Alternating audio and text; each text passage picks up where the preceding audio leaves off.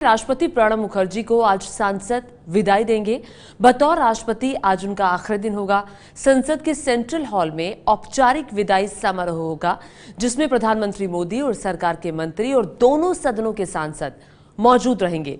इससे पहले कल प्रधानमंत्री मोदी ने प्रणब मुखर्जी के सम्मान में रात्रि भोज का आयोजन किया।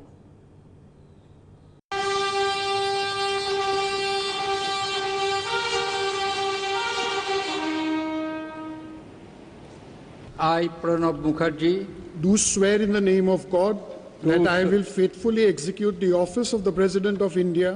25 जुलाई 2012 ऐसे दिन प्रणब मुखर्जी ने देश के 13वें राष्ट्रपति के रूप में शपथ ली थी। of the people of India.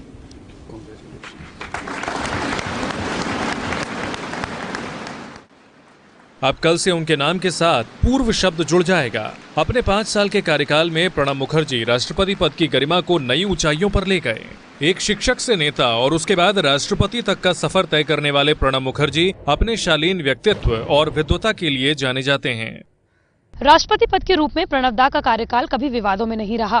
Pranab दा ने अपने कार्यकाल के 3 साल मोदी सरकार के साथ गुजारे, लेकिन कभी ऐसा नहीं हुआ कि राष्ट्रपति और सरकार के बीच टकराव की स्थिति पैदा हो। मैं एक दिन प्रधानमंत्री नरेंद्र मोदी कई मौकों पर प्रणब मुखर्जी की तारीफ करते दिखे।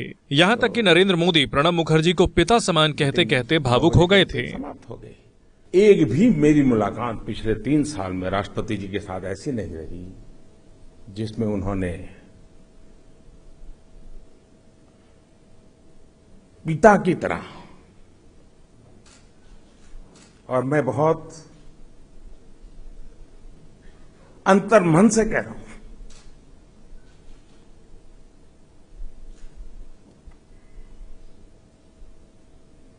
कोई पिता अपने संतान की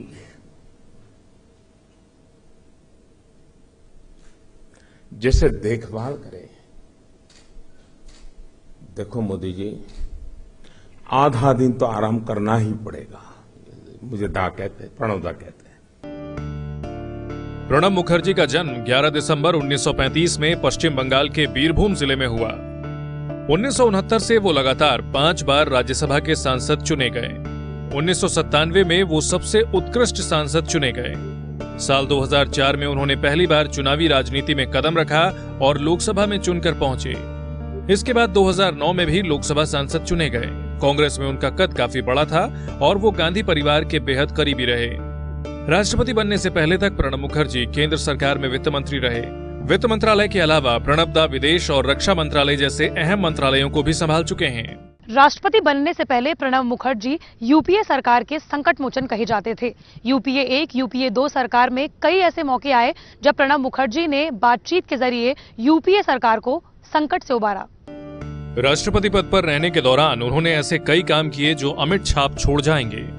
प्रणब मुखर्जी ने ही राष्ट्रपति और राज्यपाल के संबोधन से पहले महामहिम लगाने की परंपरा को खत्म किया।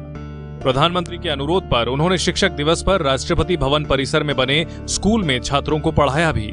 साथ ही राष्ट्रपति भवन में एक संग्रहालय का भी निर्माण करवाया, जहां आम लोग अपनी इस विरासत को देख सकते हैं। प्रणब मुखर्जी सिर्फ नाम के राष्ट्रपति नहीं रहे, उन्होंने राष्ट्रपति पद के संवैधानिक अधिकार का भी बखूबी पालन किया।